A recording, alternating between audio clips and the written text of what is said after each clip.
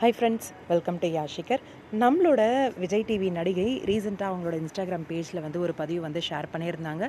Dubbing time coming soon அப்படின்னு சொல்லி அந்த எடிட்டிங் ஒர்க்கெல்லாம் நடக்கும் இல்லையா, அந்த ஒரு இடம் மாதிரி தான் தெரியுது. டப் பண்ணிகிட்ருக்காங்க. யார் இவங்க என்ன அப்படின்ட்டு பார்த்த உடனே கண்டுபிடிச்சிருப்பீங்க. எஸ், நம்மளோட ஆர்த்தி சுபாஷ். இவங்க வந்து இப்போ கரண்ட்டாக நம்மளோட விஜய் டிவியில் வீட்டுக்கு வீடு வாசப்படி அப்படிங்கிற சீரியலில் வந்து நடிச்சிட்ருக்காங்க. இந்த சீரியலில் ரொம்பவே சூப்பரான ஒரு பெர்ஃபார்மன்ஸ் தான் நெகட்டிவ் லீடாக வந்து பண்ணிகிட்ருக்காங்க. இந்த சீரியல் பண்ணிகிட்ருக்கும் போதே இவங்க வந்து ஒரு சில வெப் சீரிஸ் இல்லாமல் அட் அ டைமில் பண்ணுறாங்க. அது உங்கள் எல்லாருக்குமே தெரியும் தான்.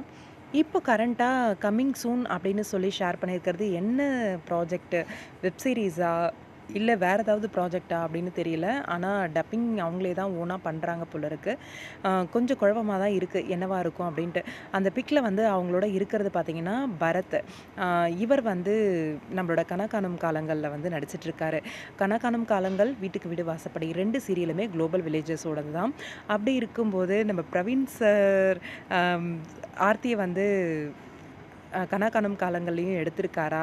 அப்கமிங் இந்த பேர் தானா? அப்படின்ற மாதிரி ஒரு யோசனை. ஏன்னா அவங்க அந்த வீடியோஸ்லாம் பார்த்தீங்கன்னா கொஞ்சம் ரொமான்டிக்காக இருக்குது. வாயில் வந்து ஏதோ சிப்ஸ் மாதிரி வச்சுட்டு அவர்கிட்ட ஊட்டி விடுறதுக்கு போகிறது அப்படிங்கிற மாதிரியெல்லாம் காமிச்சிட்டு இருந்தாங்க.